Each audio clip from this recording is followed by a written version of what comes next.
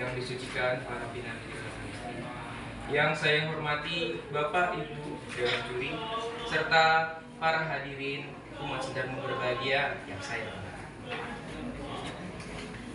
Pertama-tama, mari kita panjatkan syukur kepada Ide Sang Yang Widi hingga saat ini beliau senantiasa memberikan wara nugraha sehingga kita dapat berkumpul di acara Utsawa Dharma Gita tingkat nasional tahun 2024. Di kesempatan yang berbahagia ini, saya akan menyampaikan sebuah pesan dengan tema Himpunan Umat Beragama yang berjudul Memupuk Toleransi untuk Indonesia Jaya. Para hadirin umat sedang, tentunya ini semua sudah mengetahui bahwa negara kita mengakui lebih dari satu agama. Lebih tepatnya, negara kita mengakui 6 agama berbeda. Dengan kondisi seperti ini, sangat tidak mungkin negara kita tidak memiliki catatan sejarah akan konflik yang memang ada kaitannya dengan agama. Negara kita pernah mengalami konflik yang mengaitkan agama. Contohnya seperti konflik Poso, konflik Tolikara, konflik yang terjadi di Aceh maupun Lampung dan lain sebagainya. Apakah para hadirin umat sedharma pernah mendengar tentang konflik tersebut? Atau perlu saya jelaskan? Sepertinya lain itu saja. Karena kalau saya jelaskan sekarang bisa sampai malam nanti Ustaz dan saya. Hadirin umat sedharma yang berbahagia, konflik-konflik seperti ini seharusnya tidak terjadi jika menjaga kerukunan umat beragama menjadi landasan pikiran bagi seluruh masyarakat Indonesia. Saya sebagai warga negara Indonesia sangat tidak ingin peristiwa atau konflik-konflik seperti ini terjadi lagi. Negara Indonesia negara yang sangat luas, terdiri dari ribuan pulau yang dihuni oleh bangsa yang beragam ras, suku, budaya, bahasa, maupun agama. Maka dari itu, sudah menjadi kewajiban kita sebagai masyarakat warga negara Indonesia untuk menjaga keberagaman dan kerukunan umat beragama. Oleh karena itu, di kesempatan yang berbahagia ini, saya akan menyebutkan upaya-upaya apa saja yang bisa dilakukan untuk menjaga kerukunan umat beragama. Saya membaginya secara 2 garis besar. Yang pertama secara sosial, yang kedua secara agama kita, agama Hindu. Untuk secara sosial, bagian pertama saya akan menyebutkan pendidikan dan kesadaran. Pendidikan memiliki peran penting karena pendidikanlah yang memberikan kita akan pemahaman agama-agama berbeda. Pendidikanlah yang memberikan kita pemahaman akan nilai-nilai toleransi. Pendidikan tidak bisa berdiri sendiri, harus ada yang menopangnya, yaitu kesadaran. Kesadaran akan bagaimana pentingnya kita sebagai masyarakat warga negara Indonesia untuk menjaga kerukunan umat beragama. Yang kedua, ada dialog antar agama. Mendorong dialog antar agama, tokoh-tokoh agama, pemimpin-pemimpin agama ataupun organisasi masyarakat yang memang ada kaitannya dengan agama. Hal-hal yang saya sebutkan tadi dapat memperkuat ataupun mempererat hubungan antar umat beragama.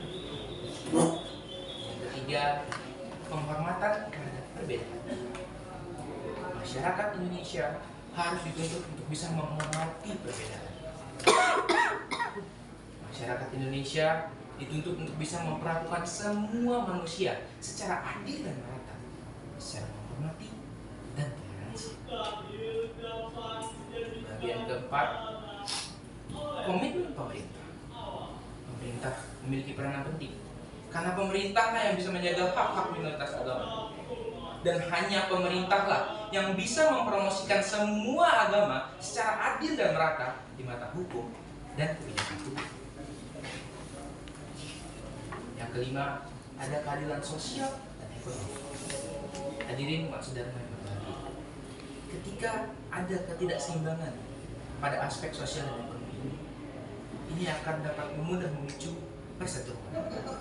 Maka dari itu, perlu dibangun pembangunan yang inklusif, perlu dibangun penyetaraan akses pendidikan, pekerjaan, maupun kesehatan.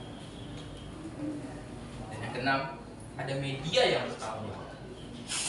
Media di sini memiliki peran untuk membentuk persepsi masyarakat. Maka dari itu, media harus berperan sebagai agen yang mempromosikan kerukunan umat beragama. Tidak boleh media menyebarkan hoax. Hoax itu dapat mempengaruhi pikiran. Ketika pikiran kita sudah terpengaruhi, otomatis hal-hal yang akan kita lakukan berikutnya akan sesuai dengan pikiran kita. Dan yang terakhir, yang ketujuh adalah partisipasi masyarakat. Kembali lagi, masyarakat dan masyarakat. Masyarakat adalah kunci untuk menjaga kerukunan umat beragama. Masyarakat diharapkan ikut berpartisipasi dengan cara menjaga kerukunan antar tetangga, teman, rekan kerja, dan lain sebagainya. Dan juga masyarakat diharapkan masyarakat diwajibkan untuk berani menolak segala bentuk diskriminasi dan kekerasan, apalagi yang ada kaitannya akan agama.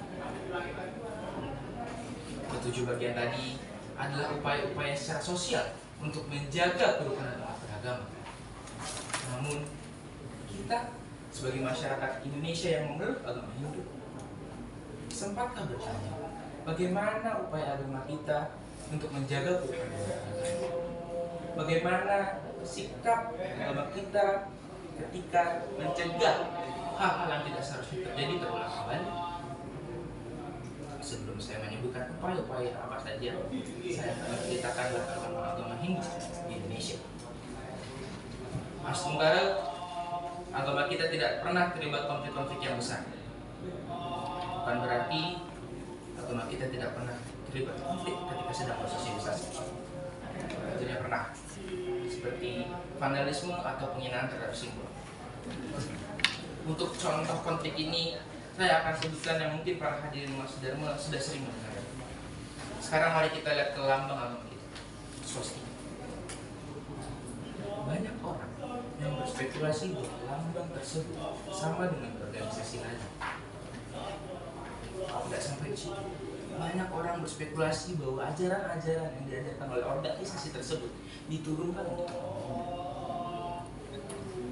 contoh konflik yang kedua, ada perilaku sosial di daerah minoritas. Minoritas bagi kita itu bukan sebuah kata, tetapi sebuah fakta yang tidak bisa kita tolak ketika kita lahir di negara ini. Cara kita beribadah sangat berbeda dengan mereka. Contohnya Canang dan Luhur. Berhubung saya ingin membuat naskah ini dan memang saya penasaran, akhirnya saya melakukan penelitian baik juri maupun dari. Dan dari sana saya dapat menarik kesimpulan bahwa masih banyak orang yang menganggap Canang dan Luhur ini akan mengarah ke ilmu hitam.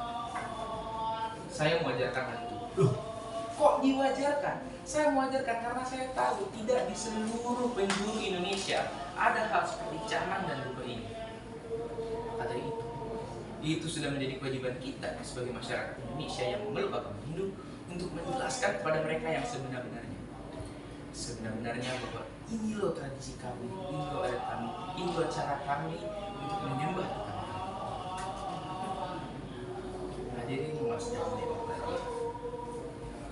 agama Hindu memiliki banyak ajaran dan karya sastra yang mengarahkan kita untuk menjaga kerukunan beragama.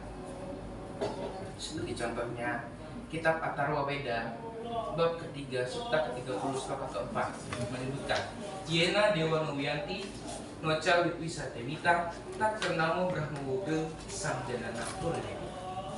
Artinya, wahai manusia, bersatulah kamu sebagaimana menyatunya para dewata. Sesungguhnya aku telah menganugerahkan hal yang sama kepadamu, maka ciptakanlah persatuan di antara kamu. Sloka ini menyerahkan pesan bahwa ide Sang Yang Widi Wasa telah menganugerahkan hal yang sangat indah ketika kita manusia dapat menjaga keharmonisan. Ini tidak hanya karya sastra, ada juga ajaran-ajaran seperti Tangguh Mas.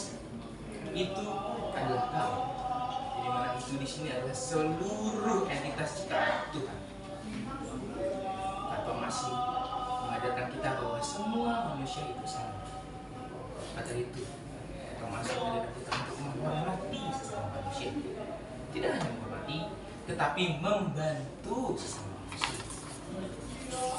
Untuk ajaran yang kedua, ada Trihita Karana. Tentunya di sini sudah sering mendengarnya, yaitu 3 penyebab kebahagiaan. Bagian pertama menyebutkan perumahan, keharmonisan manusia dengan lingkungan. Bagian kedua menyebutkan parhyangan, keharmonisan manusia dengan Tuhan. Yang ketiga adalah Paungan, keharmonisan manusia dengan manusia. Pada Paungan inilah aspek kerukunan umat beragama akan tercantum. Ketika kerukunan umat beragama sudah terjalin, otomatis akan tercipta keharmonisan manusia dengan manusia. Paungan. Ketika paungan ini sudah tercipta, terciptalah kebahagiaan. Para hadirin umat saudaramu yang berbahagia, sedari tadi saya sudah mengutarakan tentang banyak hal. Beberapa mungkin ada yang sudah mengerti, beberapa masih ada yang belum mengerti. Maka dari itu, saya akan menyimpulkan pesan Dharma yang selama ini tadi sudah saya lantunkan. Saya menyimpulkan secara 3 garis besar. Yang pertama, Indonesia negara yang luas, tidak hanya dari wilayahnya, tapi dari penghuninya. Beragam ras, suku, budaya, bahasa, dan agama.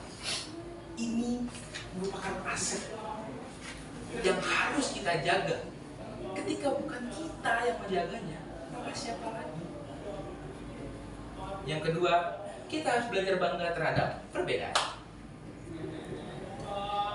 Ketika kita sudah bangga terhadap perbedaan yang kita punya, otomatis itu akan menjadi bahan bakar kita untuk menjelaskan kepada seluruh orang, ini tuh kepercayaan kami. Dan ketika kita sudah menjelaskan kepada banyak orang, otomatis spekulasi negatif yang saya sebutkan pada saat saya menyampaikan pesan Dharma tadi akan berkurang juga. Perbedaan merupakan hal yang sangat indah yang harus kita jaga. Sesungguhnya taman bunga tidak akan indah jika hanya satu batang bunga, tapi jika banyak warna dan jenis bunganya, saya yakin taman bunga itu akan terlihat jauh lebih indah. Yang ketiga, pada awal saya menyebutkan memupuk toleransi untuk Indonesia Jaya. Indonesia Jaya apa yang saya maksud? Indonesia Jaya yang saya maksud adalah Indonesia yang bisa menjadikan keberagamannya sebagai aset, yang bisa menjaga keberagaman tersebut, bahkan memperkenalkan kepada dunia. Indonesia yang bisa memperlakukan semua masyarakatnya secara adil dan beradab. Indonesia yang bisa dianggap rumah bagi seluruh masyarakat. Ayo para hadirin umat saudara yang berbahagia, kita harus menjaga aset negara kita, ciri khas bangsa Indonesia. Sekian pesan Dharma yang bisa saya sampaikan. Mohon maaf bila ada kesalahan kata. Saya tutup dengan kata. Om Santi Santi Santi.